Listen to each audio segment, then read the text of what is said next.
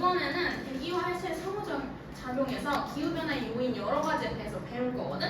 첫 번째로는 인위적 요인이랑 그 다음에 자연적 요인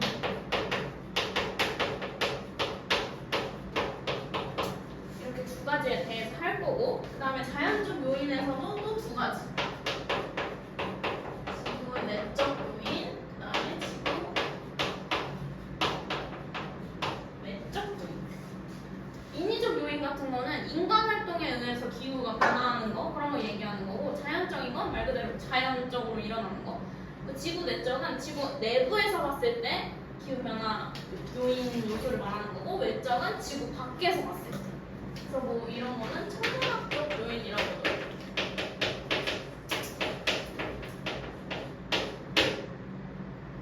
사실 인위적 요인은 너무너무 쉽고 자연적 요인에서 지구 내적 요인도 되게 쉽거든? 근데 지구 외적 요인이 조금 어려워. 그래서 이번 1시간 동안에는 외적 요인만 계속 할 거야.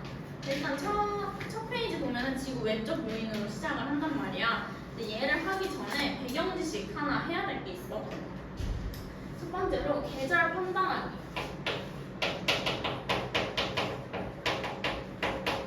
이거는 프린트 오른쪽 상단에 조금 빈 곳 있지? 거기다가 적어주면 되는데 당연히 아는 애들도 있을 거야. 근데 조금 헷갈려하는 친구들도 있을 것 같아서 한번 해볼게. 이렇게 태양이 있고 여기 지구가 있으면 이때 여름인지 겨울인지를 한번 볼 거야. 우리 지구가 자전축이 이런 식으로 휘어져 있고 그 다음에 태양 주변에 공전한다는 거 우리 알고 있어. 이때 북반구, 남반구라고 하면은 우리 북반구 기준으로 계절이 어떨까? 여기서 태양빛은 이렇게 평행하게 들어오고 그러면 딱 이렇게 절반에 나눠서 봤을 때 북반구는 이만큼이나 태양빛을 받고 남반구는 한 이 정도 받겠지? 북반구가 이때 여름이 너무 기본적이니까 이거 알아둬야 돼. 그 다음에 반대로 남반구 오른쪽에 있을 때 다른 축은 똑같아. 이때도 마찬가지로 딱 절반으로 나뉘었을 때 남반구는 햇빛을 요만큼 받고 북반구는 요만큼 받는단 말이야. 아 그럼 이때의 계절은 겨울이구나. 그래서 이 자전축이 기울기가 태양 쪽으로 갔을 때 이제 여름이라고 생각을 하면 돼. 여기는 태양이 반대쪽으로 갔지? 그래서 이때 겨울. 이거는 그냥 뭐 계절 판단하는 거 이런 식으로 판단을 하는 거고 그 다음에 두 번째로 또 배경 지식 알아야 되는 게 타원 궤도를 이해하는 거야. 이것도 그냥 오른쪽 상단에 조그맣게 적어주면 돼. 이거 타원은 기하에서 나와가지고 너네 아직 안 배웠을 거야. 뭐 순환경제 기하 선택 안 하면 뭐 영영 안 배우겠지만 우리는 원에 대해서만 알잖아. 근데 타원은 대충 알 거야. 찌그러진 원을 타원이라고 해. 그래서 원에서는 이 원의 중점이 중요하잖아. 그리고 반지름이 중점에서 어디로 가도 다 똑같고. 근데 타원은 중점이 아니라 이렇게 점 두 개가 있어. 얘네들이 초점이라고 하거든. 초점이 제일 중요해. 타원에서는 원의 중심 같은 역할이야. 타원은 이렇게 초점이 있고 두 개가 있다. 그래서 얘네들은 반지름이 엄청 다양해. 여기서는 뭐 짧고 여기서는 길고 여기서는 또 길고 짧고 계속 달라진단 말이야. 그래서 이렇게 여기서 여기를 긴 반지름 이라고 하고 여기를 이제 짧은 반지름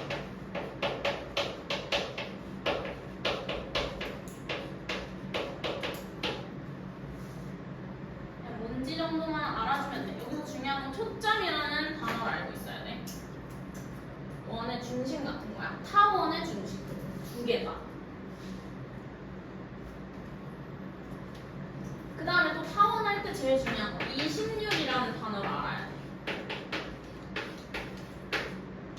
2라고도 표현을 하는데, 20률은 찌그러진 정도를 말하는 거거든. 그래서 만약에 20률이 0이다 그러면 어떻게 생겼냐면 우리가 아는 원처럼 생겼어. 동그랗게.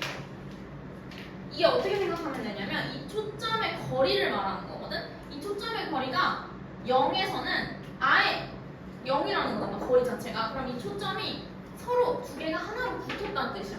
얘네들이 하나로 붙어버리면 원이 돼. 20률은 항상 0에서 1까지 1이 최대야. 그러면 1이 되면 어떻게 되냐면 이 초점의 거리가 점점 멀어진다는 거거든. 제일 멀었을 때를 1이라고 하는 거란 말이야. 그러면 제일 찌그러져 있을 때 초점이 막 여기 이런 식으로 가 있어. 극단적으로 그리면 초점이 가장 멀리 있을 때 얘를 이제 20률이 1이다 뭐 이런 식으로 말합니다. 타원.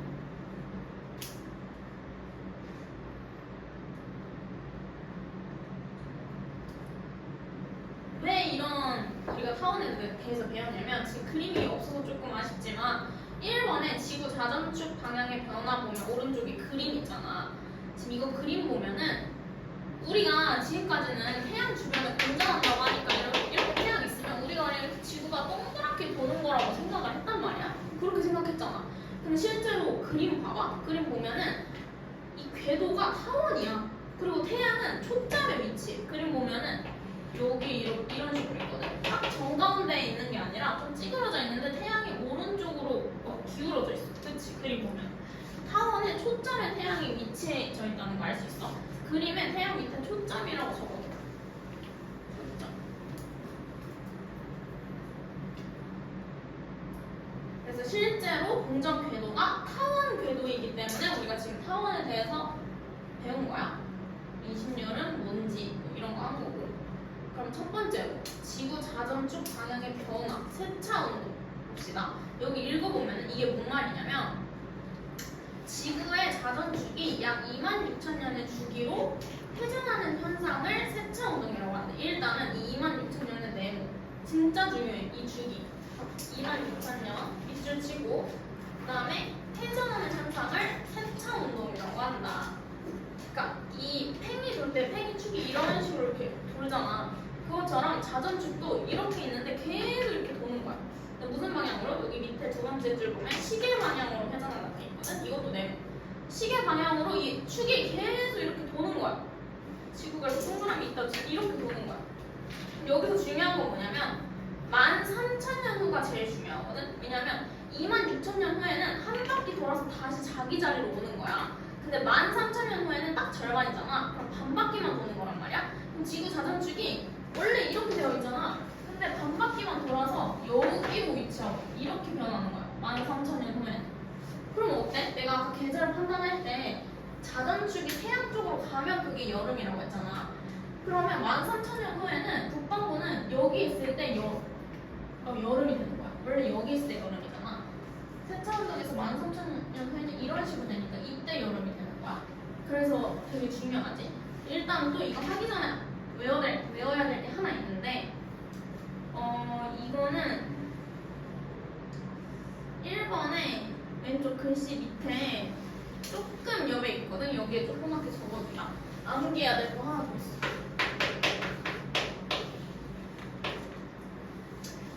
현재 북반구를 기준으로 북반구는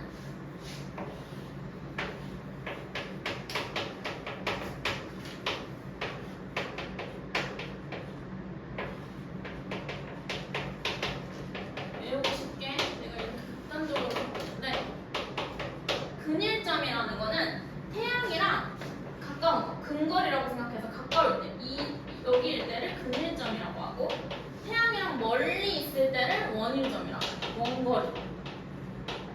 그래서 어쨌든 타원 궤도고 태양은 초점에 위치해 있으니까 지구가 가까운 때도 있고 멀 때도 있을 거야. 그럼 이때 자전축 봐봐. 이 그림에서 근일점일 때는 북반구가 반대 방향 이런 식으로 가잖아. 그럼 이때 겨울이지. 그 다음에 원일점일 때 그림 잘 보면은 자전축이 태양 쪽으로 기울어져 있어. 그럼 북반구는 이제 여름이야. 그래서 우리 항상 북반구를 기준으로 근일점 원일점, 기역일 때는 겨울, 원일점일 때는 여름. 이거 외워줘야 돼. 왜냐면 이렇게 그림 주면 다행이지만 이 자전축 경사를 안 줄 때가 있어. 그냥 이렇게 준단 말이야. 그럼 여기서 여름인지 겨울인지 모르겠지? 이게 있어야지 않을까? 그래서 그냥 외워줘야 돼. 가까울 때는 겨울, 멀 때는 여름. 그럼 남방구는 그냥 반대로. 근일점일 땐 여름, 원일점일 때는 겨울. 이렇게 생각을 해주고, 그러면은 만약에 이 자단축의 경사가 반대가 되면은 얘네들도 반대가 되겠지. 근일점일 때는 여름, 원일점일 때는 겨울. 그래서 마지막 여기 세 번째 줄 읽어보면은 현재 북반구는 근일점에서 겨울이지만, 현재 이거는 그냥 외워줘야 돼. 지금 상태니까. 겨울이지만 세차 운동에 의해서 약 13,000년 후에는 이 자전축 경사가 이렇게 된다 했어. 정반대가 되는 거야. 그때는 북반구는 근일점에서 여름이 된다. 계절이 바뀌어요. 그래서 북반구에서 기온의 연교차는 커진다. 이건 또 설명을 해주면, 이거는 내가 지금 쓰는 거는 이 1번의 왼쪽에다가 적어도 왼쪽 빈 곳에 13,000년 후에 북반구는요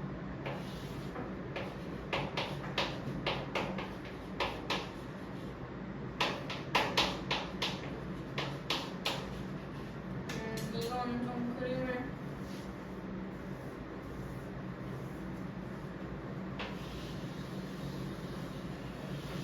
이렇게 있을 때 현재 태양이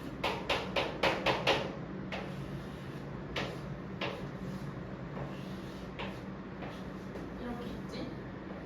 그래서 근일점에서 원래 북반구는 겨울, 여름. 이게 현재 상태. 이런 거. 겨울.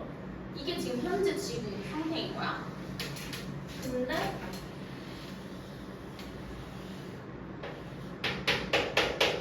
13,000년 후에는 세차운동 때문에 이 자전축이 계속 돌다가 이런 식으로 변한다는 거. 그러면 북반구는 여기서 여름, 겨울, 겨울, 여름 이런 식으로 완전 반대가 되는 거죠. 자전축 경사가 반대로 갔으니까. 그러면요, 여름 기온은 원래 북반구는 여기서 여름이었잖아. 원일점에서 여름이었어. 근데 근일점에서 여름으로 바뀌지. 그럼 자전축 경사는 똑같긴 하지만 거리가 훨씬 가까워져. 그럼 여름 기온이 훨씬 높아지는 거야. 그 다음에 겨울 기온은 원래 북반구는 여기서 겨울이었어. 근일점에서 겨울이라서 겨울이긴 했지만 조금 따뜻한 겨울이라고 표현을 하거든. 근데 이때 겨울로 바뀌었지?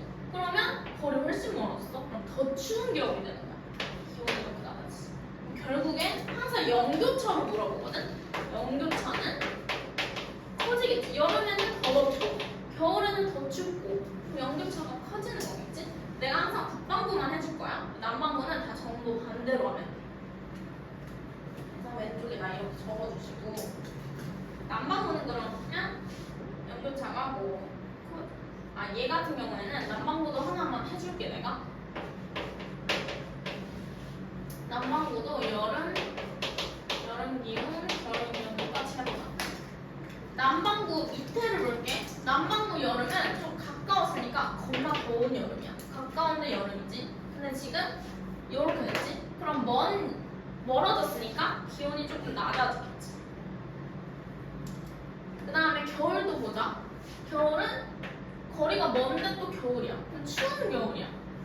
근데 남반구에서 이제 세차운동 때문에 바뀌면은 가까운 겨울이 됐지? 온도가 높아져. 그럼 연교차는 결국에 작아지는 거지. 이런 식으로 생각하면 돼.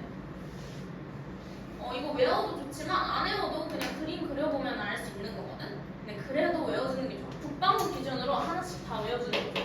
이게 지금 총 3가지 있잖아. 3가지가 연교차가 다 다르거든. 그래서 이 세차운동 첫 번째는 이런 겁니다. 그 다음에 하나 또 생각해야 될 게 이렇게 나올 수도 있어. 태양은 어쨌든 초점에 위치한다고 했잖아. 그러면 여기에 태양이 위치해 있을 수가 있어. 이건 세차운동이랑 관련된 게 아니고 문제에서 이렇게 나올 때도 있는데, 이거는 내가 얘를 뒷면에서 바라본 거라고 생각하면 돼. 뒤쪽에서 바라본 거. 그러면 자전축은 이렇게 위치해야 됩니다. 그러니까 대부분 이렇게 나오긴 하거든. 이게 앞쪽에서 바라본 거라서 이게 그냥 원래 이런 식으로 표현을 해. 근데 문제에서 가끔씩 태양을 이 왼쪽에 표시할 때가 있거든. 그럼 내가 아는 대로 자전축은 항상 오른쪽으로 기울어져 있지 하고 이렇게 해버리면 틀린다는 거야. 이거 잘못됐네. 이렇게 해야 돼. 세차운동 한 것처럼. 원래 이렇게 표현하는 게 맞아. 이 첫 번째 현재 그림처럼 태양은 오른쪽에 있고 오른쪽으로 기울어져 있는 게 원래 모양인데 뒤편에서 바라봤을 때는 태양이 왼쪽에 있고 자전축도 반대 모양으로 표시가 되거든. 이런 식으로 표시될 수도 있다는 거. 태양이 여기에 있으면 오른쪽으로 표시를 하면 안 돼. 이것만 기억해주면 되고요. 그 다음에 두 번째 보자. 지구 자전축 경사각의 변화. 지구 자전축이 지금 현재는 24.5도로 고정이 돼 있어. 이게 자주 나오는 게 아니라 세차운동도 26,000년이잖아. 그럼 우리 죽을 때까지 이런 거 변하는 거 못 봐. 평생 못 봐. 그리고 자전축도 마찬가지로 얘는 주기가 41,000년이래. 어떻게 변하냐면 21.5도에서 24.5도 사이로 계속 왔다 갔다 하는데, 근데 그게 그렇게 큰 각도는 아닌데 조금 기후에 영향을 줄 수는 있는 거지. 그래서 얘는 제일 쉬워. 두 번째가 제일 단순하고 쉬운 건데, 지구 자전축의 경사각이 변하면 각 위도별로 입사하는 태양 복사 에너지 양이 달라짐으로 변화가 생긴대. 당연하겠지? 만약에 이 정도 기울어져 있는데 더 기울어졌다고 생각해봐. 그럼 밑에 남반구는 태양 복사 에너지를 더 많이 받으니까 더 따뜻한 여름이 될 거야. 얘도 마찬가지로 더 기울어져 있다고 생각하면 북반구가 더 태양 복사 에너지를 많이 받겠지? 여기서도 이렇게 더 기울어져 있으면 이 주황색 부분이 늘어날 거란 말이야. 그래서 얘도 그렇게 생각을 하면 돼. 그러니까 얘도 왼쪽에다가 또 써볼게.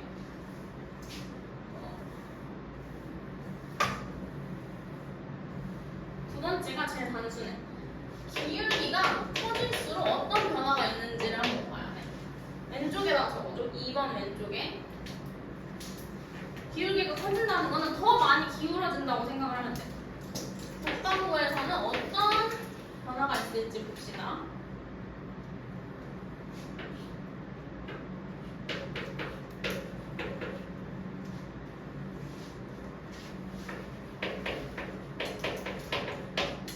여름 기온이랑 겨울 기온을 따져볼게요.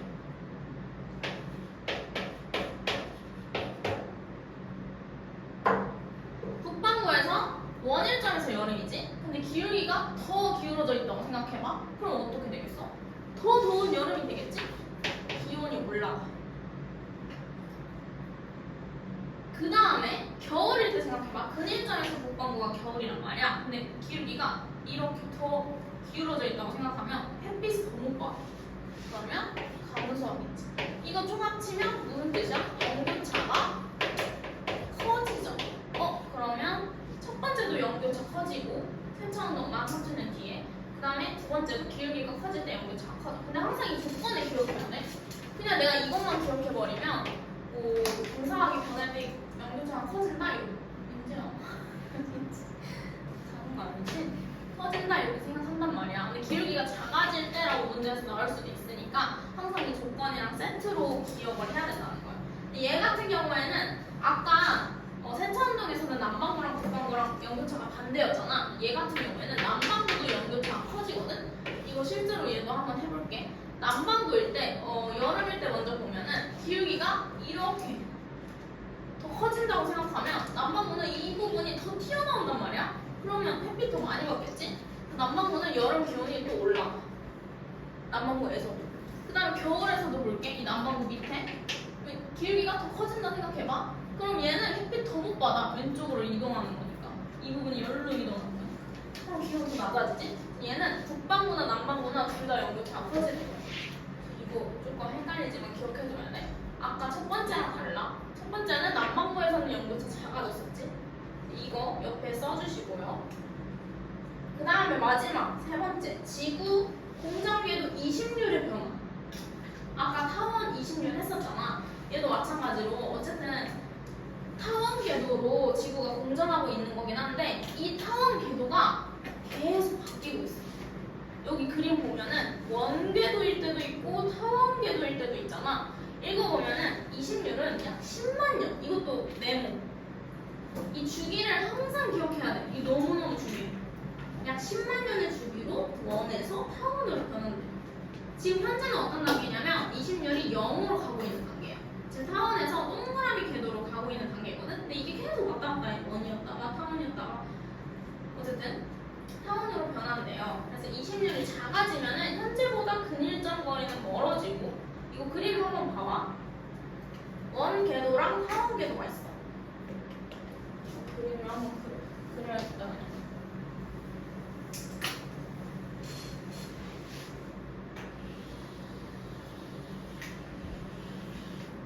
항상 초점에 태양이 있는 거.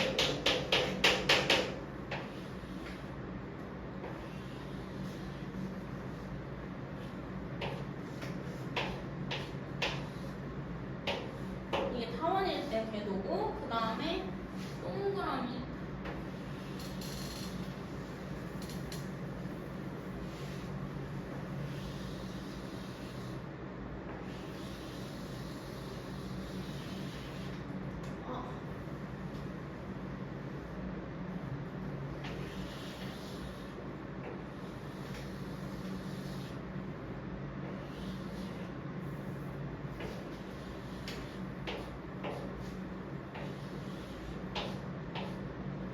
이런 식으로 궤도가 변한대요. 동그라미였다가 멀어졌다가.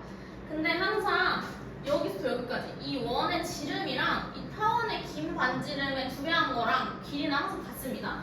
이게 이런 식으로 변한 거야.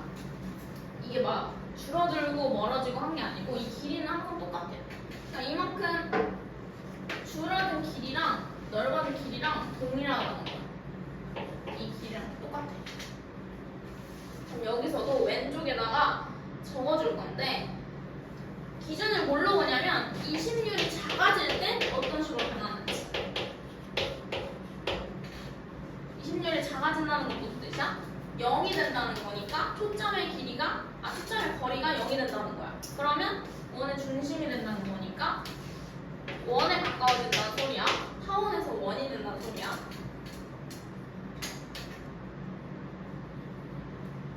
이 세 번째가 조금 제일 복잡해. 왜냐면 두 가지를 다 그림 그리고 생각을 해야 되니까.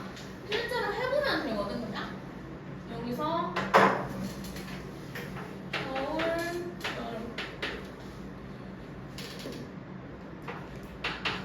여름, 겨울.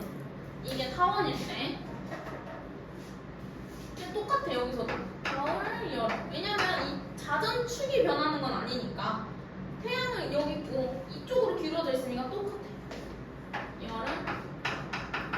여기서 핵심은 뭐냐면 이 태양과의 거리가 가까워졌다 멀었다가 그게 차이가 나는 거야. 이 경사각은 그대로야 계속.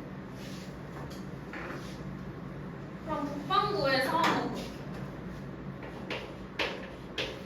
북반구에서 이렇게 이것도 왼쪽에다 적어주세요. 겨울 기온. 남반구에서도 여름 기온, 겨울 기온 볼 거야.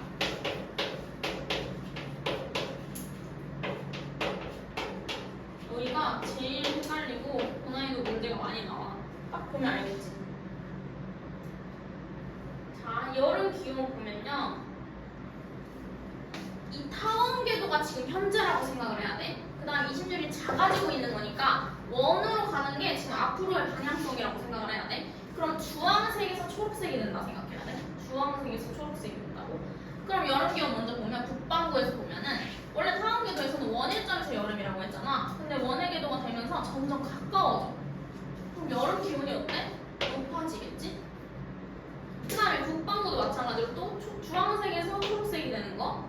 겨울 기온, 근일점에서 겨울이었어.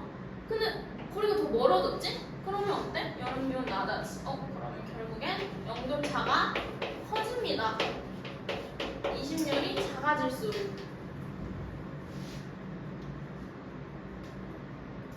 그 다음에 남반구도 똑같이 해볼게. 여름에 주황색에서 초록색이 된다 생각해봐. 원래 근일점에서 여름이었어. 근데 더 멀어졌네? 그러면 여름 기온이 낮아지겠죠. 그 다음에 똑같이 원일점에서 겨울이었어. 근데 주황색에서 초록색이 되는 거니까 태양이랑 훨씬 가까워졌네. 그러면 겨울 기온이 올라갑니다. 그럼 얘는 연결차가 작아지네. 그럼 얘는 첫 번째 세차운동이랑 좀 비슷해.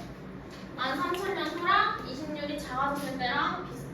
이제 이런 대표적인 형태는 북반구일 때는 좀 외워주는 게 좋아. 연결차 크고, 연결차 크고, 연결차 크고. 연결차 클 때 그 조건 정도를 외워주면은 나머지는 남반구는 반대, 20률이 커졌을 때는 반대, 이런 식으로 다 반대로 생각하면 되거든. 이게 안 외워도 물론 할 수 있긴 하지만 직선에서 이렇게 해보면 돼. 내가 한 것처럼 여름 기온은 어떻고 겨울 기온은 어떻고 하면 되지만 너무 오래 걸리니까 대표적인 거는 좀 외워주고, 또 하나만 더 주의해야 될 거, 내가 아까 했던 기울기가 커질 때는 북반구랑 남반구 둘 다 연결차가 커진다. 얘는 남반구 반대가 아니라는 거야. 이거 너무 중요해. 여기 보면은 뒤쪽에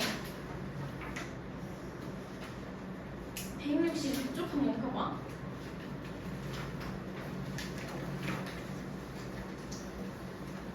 이쪽 보면은 모든 경우를 다 설명해준 파트가 있어.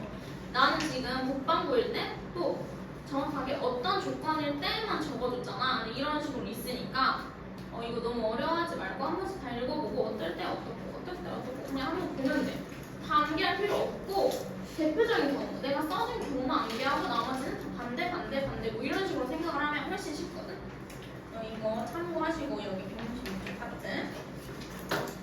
그 다음에 여기까지가 외적 요인인데 사실 이 파트는 외적 요인이 주를 이루는 파트고 내적 요인은 진짜 개쉬워.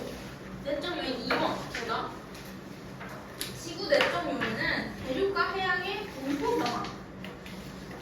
오른쪽에 보면 대륙과 해양의 분포 변화에 대륙과 해양은 비열과 반사율이 다르므로 대기의 순환과 에너지의 수립에 영향을 준대요. 비열 다른 거 알지? 이렇게 대륙이 있고 여기 해양이 있으면 햇빛이 있을 때 대륙이 훨씬 더 많이 뜨거워지잖아. 여기가 뜨거워지면 여기 뜨거운 대기 생길 거고 상승기도 생길 거고 여기서 비 내리고 기압 변화가 생기겠지. 이런 거 말하는 거야. 이럴 때 온도가 변하겠지. 그 다음에 화산을 또 보면은 밑에 화산재 이렇게 적어줘.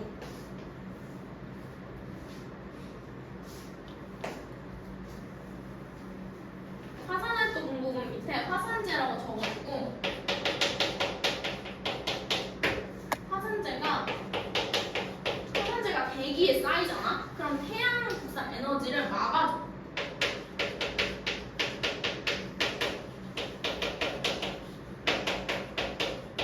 이것도 적어줘. 태양 복사 에너지를 투과율을 감소시킨다. 그럼 화산 폭발이 일어나면은 기온이 엄청 하강해. 태양 복사 에너지가 지표까지 못 오는 거야. 대기에서 막혀가지고.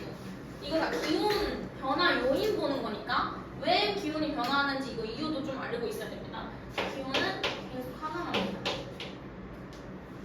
그냥 이런 거야. 복잡한 것도 없고. 그 다음에 지표면 상태의 변화. 여기 밑줄 친 다음에 내가 적는 거 적어줘. 얘는 좀 많거든? 빙하, 강도. 그다음에 사막화 현상.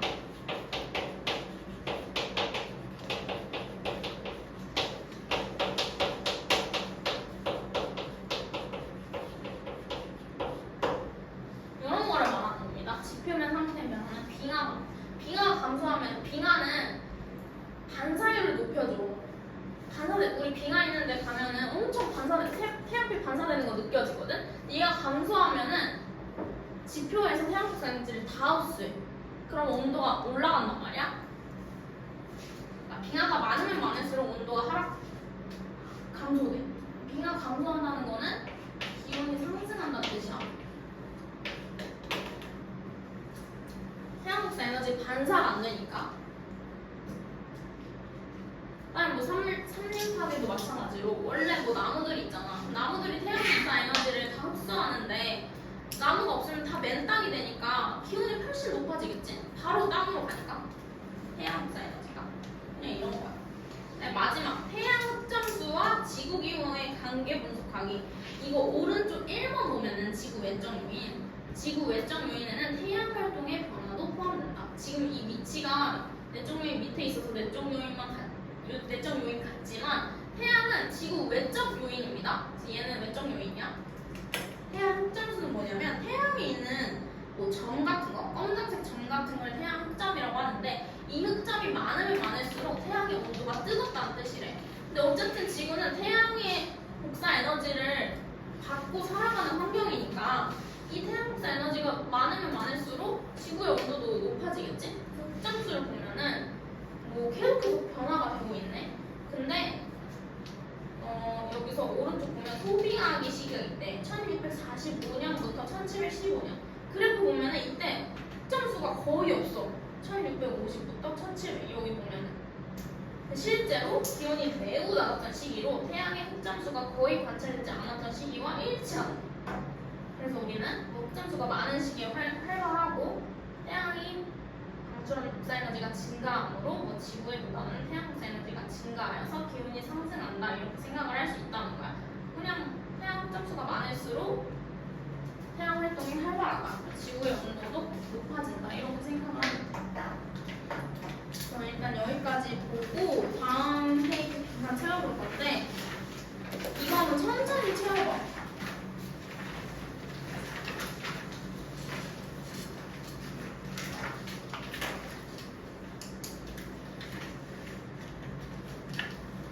보지 말고 최대한 해석해 보면서 한번 채워보세요.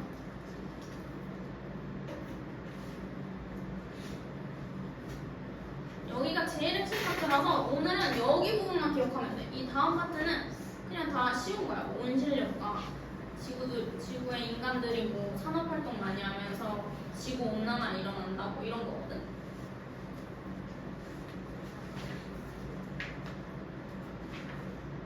중간고사에는 여기까지 들어갈 거야. 2학기 중간고사. 근데 킬러 파트는 전부 다 여기서 나올 거야.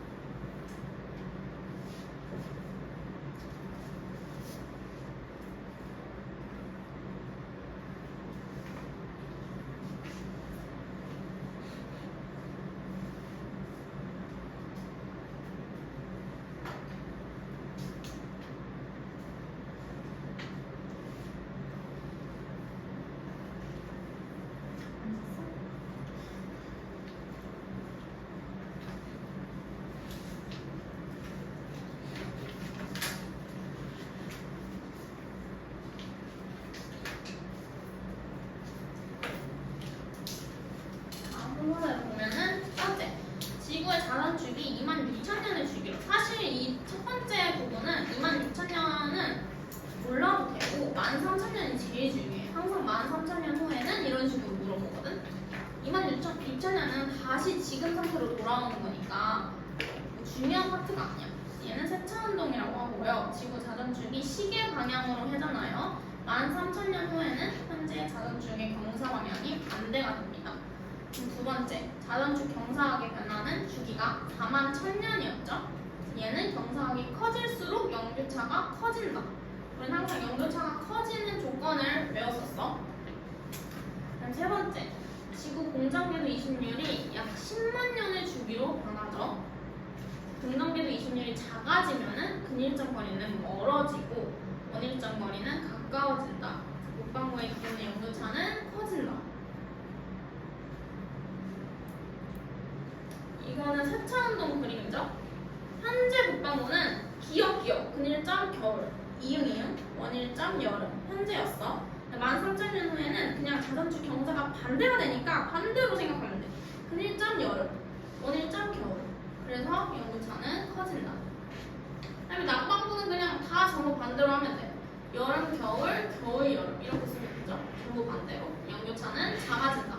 북반구랑 전부 반대야. 세차운동은. 두 번째, 공전궤도 20일 변화래.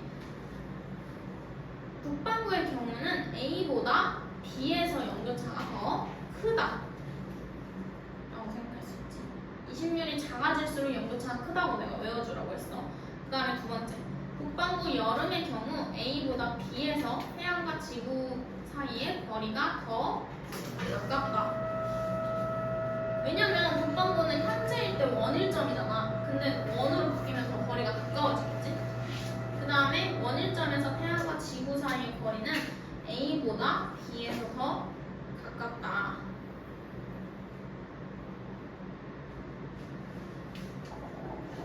원일점에서 원래 거리가 멀었는데 원이 되면서 가까워지는 거니까. 마지막, 흑점수가 많아지는 시기에는 지구의 기온이 증가한다. 맞죠? 동그라미. 흑점수가 적은 시기는 소빙하기로 알려진 시기와 일치한다. 동그라미.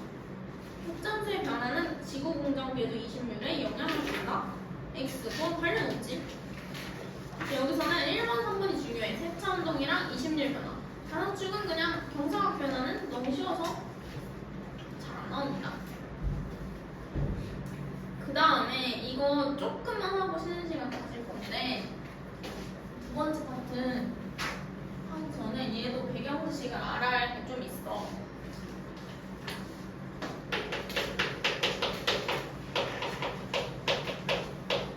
얘는 맨 위쪽, 맨 윗부분에 이 여백에다가 적어줄게. 전자기파하고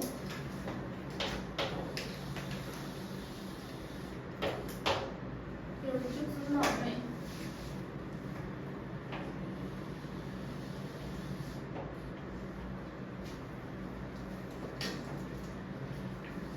이제는 외워줘야 돼. 지금까지는 뭐 대충 뭐 가시광선, 적외선, 자외선만 알았지만 이제는 순서도 좀 외워줘야 돼.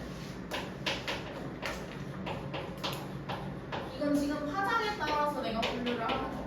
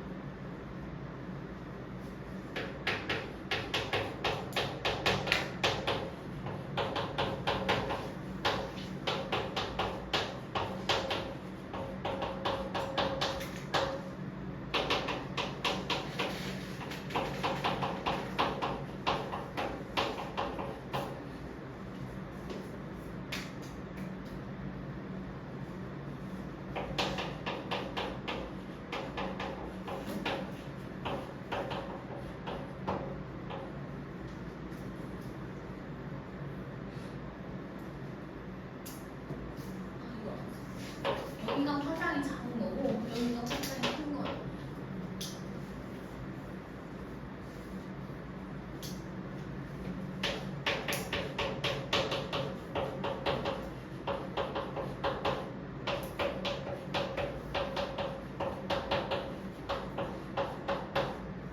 이거는 전자기파를 파장에 따라서 나눈 거고 우리가 뭐 가시광선, 적외선, 자외선까지는 뭐 들어봤겠지만 X선, 감마선, 전파 얘네들은 다 못 외웠을 수 있어. 정확하게 이 순서 정도는 외워줘야 돼.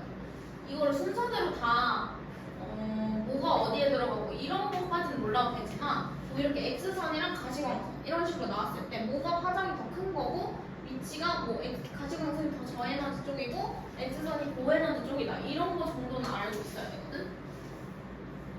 이런 거 좀 헷갈리면은 고에너지 쪽은 X선이랑 감마선 이런 거 보면 엑스레이 같은 거 생각하면 돼. 엑스레이 보면은 막 방사성 위험 표시 적혀 있고 되게 좀 위험한 전파는 핸드폰 같은 거 생각하면 돼. 우리 핸드폰 할 때 막 옷 입고 하지 않잖아.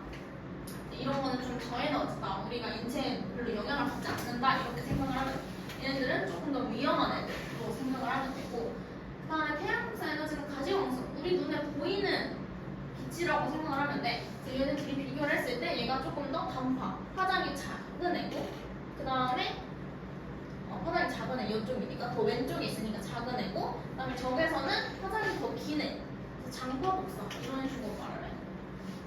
그래서 우리 저번 시간에 이제 복사 평형할 때 태양 복사 에너지 들어오는 만큼 지구도 똑같이 방출한다 이렇게 설명을 했었잖아.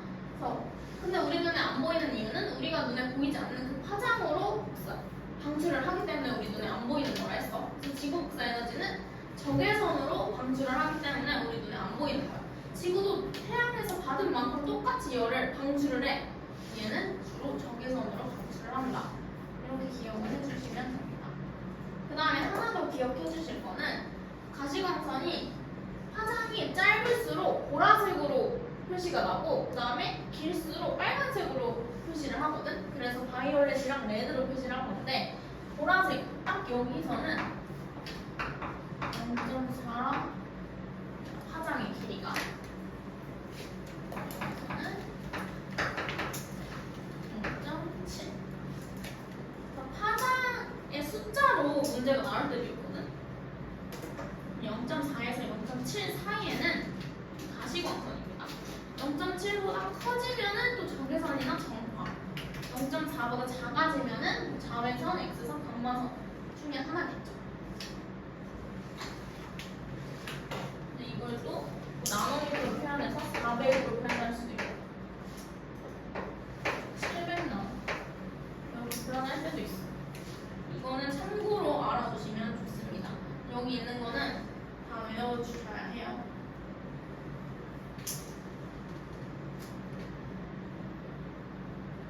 네, 여기까지 하고 잠깐 쉽시다.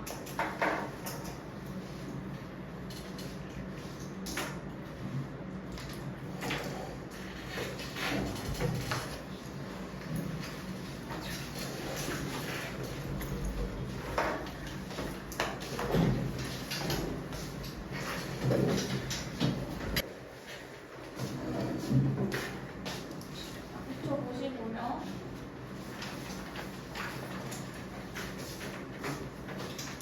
그 다음에 158쪽 다시 보시면요. 우리 전자기파까지 했지. 그럼 만약에 지구에 대기가 없다면은, 대기가 없다고 생각을 해보자. 태양광사 에너지가 뭐 예를 들어 4개가 들어온다고 치면은, 일단 설명 전에 배운 것처럼 들어온 만큼 지구도 똑같은 양을 방출한다 했어. 그래서 지구의 온도가 올라가지도 않고 내려가지도 않고 유지되는 이유가 복사 평형 때문이라겠지. 지구도 똑같이 4개를 이렇게 방출할 거야. 대기가 없다면. 이건 되게 단순하고 심플한 형태야. 실제로는 대기가 없는 게 아니잖아. 어떤 식으로 생기냐면, 대기가 있으니까 4개가 들어오면은, 대기가 있으니까 여기서 이렇게 표시해요.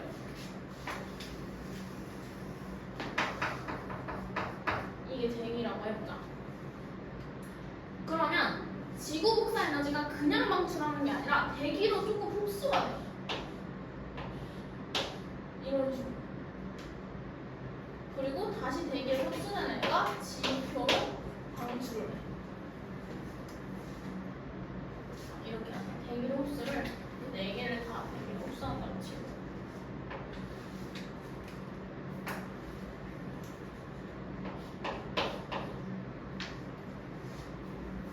대기가 있으니까 대기로 흡수를 하는 거야. 대기에 온실기체가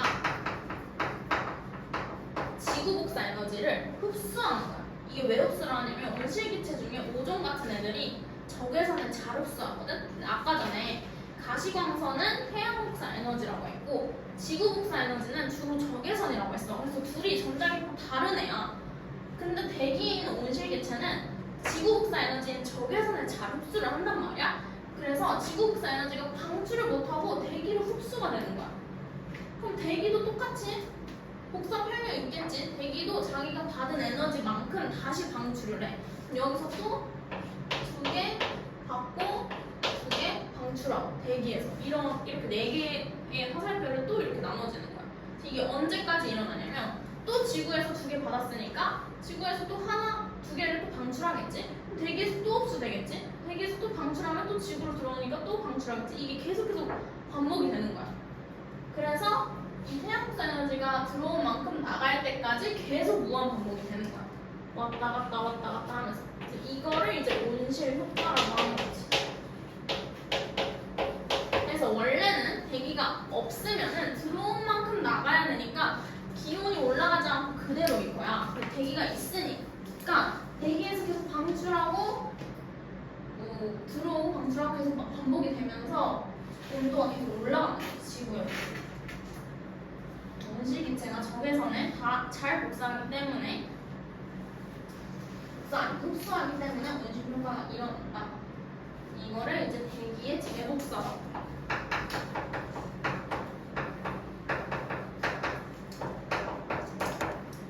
대기가 재복사하는 거를 온실 효과라고 합니다. 그래서 첫 번째 하기 전에 두 번째 온실 효과 먼저 읽어보고 여기 먼저 할게요. 1번 읽으면은 지구 대기는 짧은 파장의 태양 복사 에너지, 가시광선, 단파 복사라고 했어. 잘 통과시킨대요, 대기는. 긴 파장의 지구 복사 에너지, 적외선은 대부분 흡수한 후 지표로 재복사하여서 지표면의 온도를 높인다. 무슨 말인지 알겠지? 태양 복사 에너지는 들어올 때 봐봐. 대기가 똑같이 있잖아. 근데 만약에 대기가 가시광선도 흡수를 했으면 여기서 이렇게 들어오지 못했을 거야. 여기서 한번 흡수가 됐겠지. 근데 가시광선은 잘 흡수를 안 하니까 그냥 뚫고 대기로 들어오는 거야. 근데 지구 복사의 에너지인 적외선은 대기가 잘 흡수를 하니까 방출을 그냥 뚫고 나가지 못하고 대기로 흡수가 되는 거야. 뭔 말인지 알겠지? 그래서 이런 거 외워줘야 돼. 온실기체는 적외선을 잘 흡수를 한다는 거. 그래서 지표면의 온도를 계속 높인대. 2번 읽어보면은 온실기체가 지구 복사 에너지를 흡수했다가 지구로 재복사. 여기 밑줄. 지구로 재복사. 오른쪽에 그림 보면은 태양 복사 에너지는 쭉 들어오는데 지구 복사 에너지는 왔다 갔다 하는 거 보이지, 대기에서.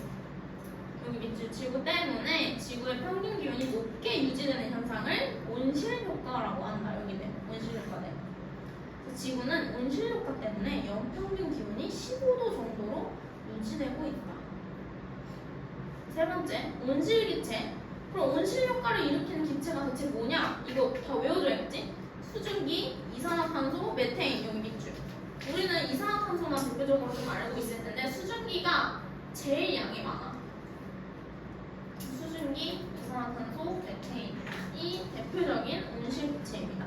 오른쪽 심화 플러스 보면은 주요 온실기체의 온실효과 기여도, 수증기가 기여도가 제일 높아요. 예상 외로 이산화탄소보다 36에서 70%. 그래서 뭐 이산화탄소, 메테인, 오존. 그래서 우리 저번 그 시험 범위에서 오존층 배웠잖아. 애들이 잠에서 잘 흡수한다고. 그래서 오존층이 생기고 난 이후에서야 육지에서 생물들이 생겼었잖아. 마찬가지로 오존이 온실기체이기 때문에 자외선 잘 흡수한다. 적외선 잘 흡수한다. 지구 복사에까지 이렇게 생각을 해주시면 되고요. 그 다음에 1번 할 건데 얘는 진짜 그림이 없으면 조금 힘들거든? 그래서 내가 좀 그려볼게. 잠시만.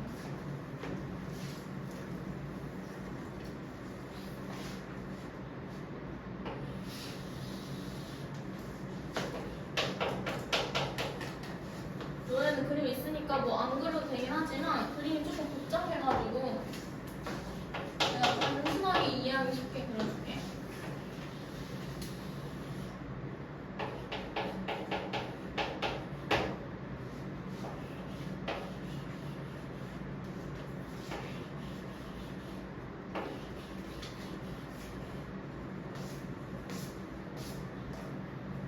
이렇게 우주랑 대기랑 지표랑 이렇게 있을 때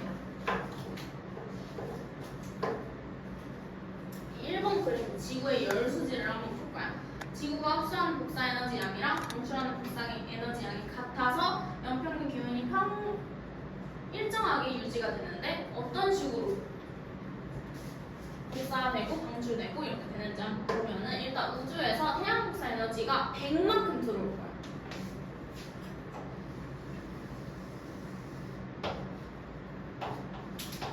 100만큼. 근데 태양 복사 에너지는 대기에 흡수되지 않는다고 했어. 그래서 이렇게 쭉 들어오다가 반사가 되기는 해. 그래서 대기 구름에서 한번 25 정도 반사가 되고, 그 다음에 지표에서 5 정도가 반사가 돼. 그래서 위에 그림 보면은 실제 그림 태양 복사 에너지가 100 들어오는데 지표에서 5 반사, 대기에서 25 반사. 이거 그림을 이해해야 돼. 그리고 이거 숫자를 그냥 다 외워주는 게 좋아. 이게 문제마다 숫자가 바뀌는 게 아니고 어떤 문제에서 다 똑같거든 숫자가.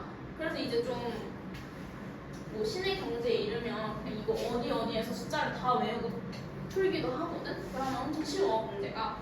어쨌든 5 반사, 25 반사니까 실제로는 30 반사가 되고 지구에 들어오는 태양 복사 에너지는 딱 70밖에 없어. 오케이. 그 다음에 이 70이 그러면 어떻게 들어오냐? 이 70은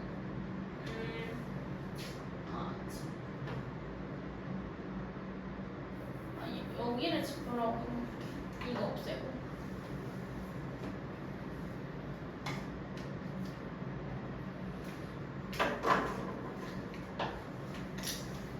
70이 들어오는 걸 보면은 이 지표로 45만큼 들어오고 대기로 25만큼 흡수돼. 45랑 25 더해서 70인 거지. 실제로 아까 전에 내가 가시광선은 대기로 흡수되지 않는다고 했잖아. 적외선, 지구 복사 에너지만 대기로 흡수된다 했잖아. 근데 실제로는 대기로 흡수되네. 이거 왜냐면 내가 아까 가시광선, 태양 복사 에너지 썼을 때 주로라는 말을 붙였어. 주로 가시광선. 가시광선으로만 이루어진 게 아니라 태양 복사 에너지는 뭐 적외선도 있고 자외선도 있고 다양하단 말이야. 근데 주로 가시광선이라는 거야. 그러면 가시광선 말고 자외선이나 적외선은 대기로 흡수가 돼. 그래서 그런 전자기파들은 뭐 대기로 25 정도는 흡수된다. 그거 말고 나머지는 다 지표로 흡수된다. 이렇게 생각해줘야 돼. 그래서 여기 밑에 조그맣게 아니면 위에 그림에다가 적어줘도 되고, 적외선은 H2O나 CO2가 흡수를 하고 자외선은 오존이 흡수를 합니다. 주로. 이거 적어주세요. 이거 글씨는 적어줘. 이게 이제 태양 복사 에너지고, 여기서 한 절반 나눠서 지구 복사 에너지는 어떤 식으로 나오는지 한번 보자.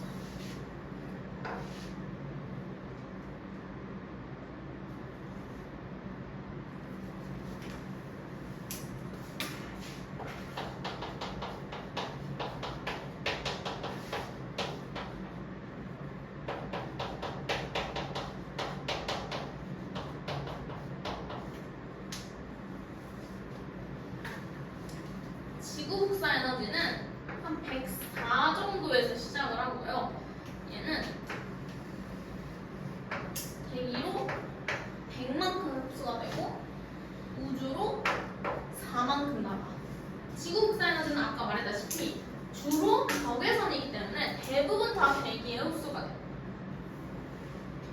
그리고 4 정도는 우주로 나가는데 이거를 대기에 참 이런 식으로 말합니다.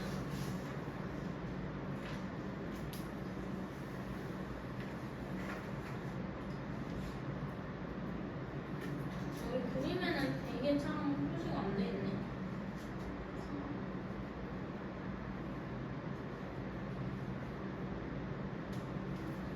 얘는 적외선이고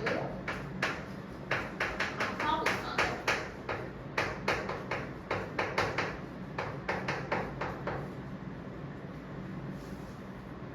지금 다 에너지가 들어오는 만큼 어떻게 방출을 하는지를 보는 거야. 일단 태양에서 100만큼 들어왔고, 그다음에 지표에서도 또 똑같이 방출을 하겠지. 지표는 104에서 시작을 하고 100만큼은 대기로 흡수, 4만큼은 우주로 방출합니다. 그럼 이제 지표랑 우주 전부 다 했어. 대기에서도 어떻게 방출하는지 봐야 돼. 여기 보면은 태양 복사 에너지가 대기로 흡수도 되고, 그다음 지구 복사 에너지가 또 대기로 흡수도 돼. 똑같이 대기에서 어떻게 방출하는지도 볼 거야.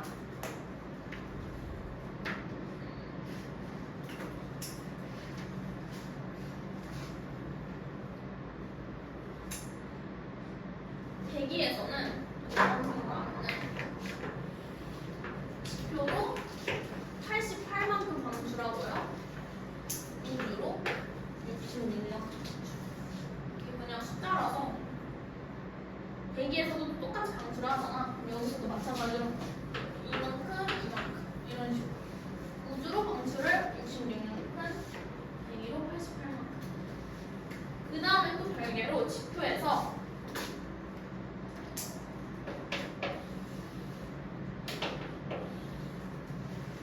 전도나 지금 우리는 복사 에너지만 하고 있잖아. 근데 전도나 대류로도 복사 에너지가 방출하기도 하거든. 8만큼. 그다음에 자멸로 21만큼 방출을 해.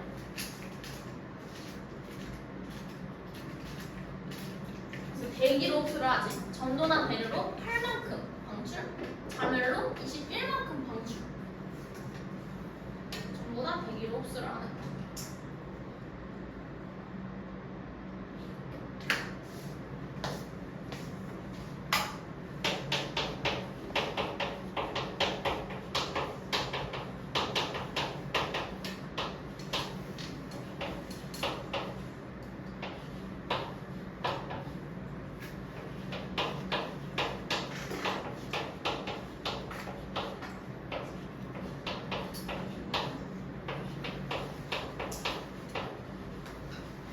이렇게만 보면은 이게 뭔 말인지 모르겠고 헷갈리잖아.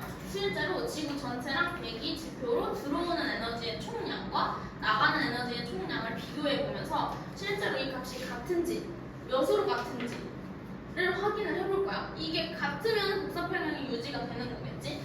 첫 번째, 지구 전체로 들어오는 에너지를 한번 보자. 이 그림에서 지구 전체로 들어오는 에너지는 태양 복사 에너지가 100만큼 오는데 25랑 5는 애초에 들어오기도 전에 반사돼서 나가. 그러니까 30만큼 나가. 그러니까 총 들어오는 에너지는 100에서 30을 빼서 70만큼 들어와. 지구 전체에 들어오는 에너지는. 그 다음에 나가는 에너지는 여기서 잘 봐야 돼. 밖으로 화살표가 되어 있는 거 뭐밖에 없어? 딱 두 개 있지. 66이랑 4. 그쵸? 나가는 에너지는 66 더하기 4라서 또 70이야. 지금 지구 전체로 들어오는 에너지랑 나가는 에너지 똑같아. 복사평형이네. 열수지 평형이 되고 있는 거죠, 지금.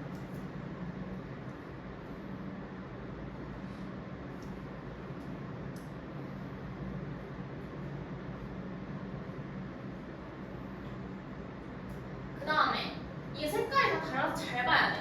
대기로 들어오는 에너지 한번 볼 거야. 지금 대기로 화살표 되어 있는 거죠.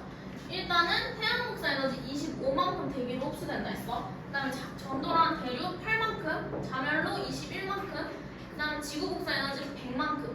그러면 25 더하기 8 더하기 21 더하기 100 이겠죠? 그러면 154만큼이 대기로 들어오는 에너지.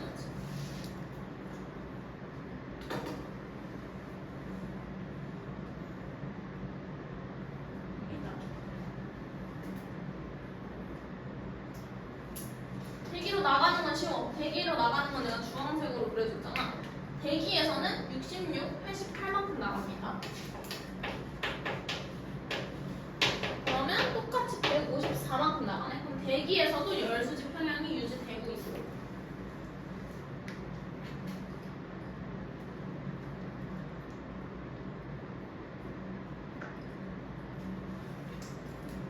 그러면은 이번에는 지표로 들어오는 거 봅시다. 여기가 지표라고 했잖아. 화살표가 지표 쪽으로 가는 거 두 개밖에 없지. 45, 88.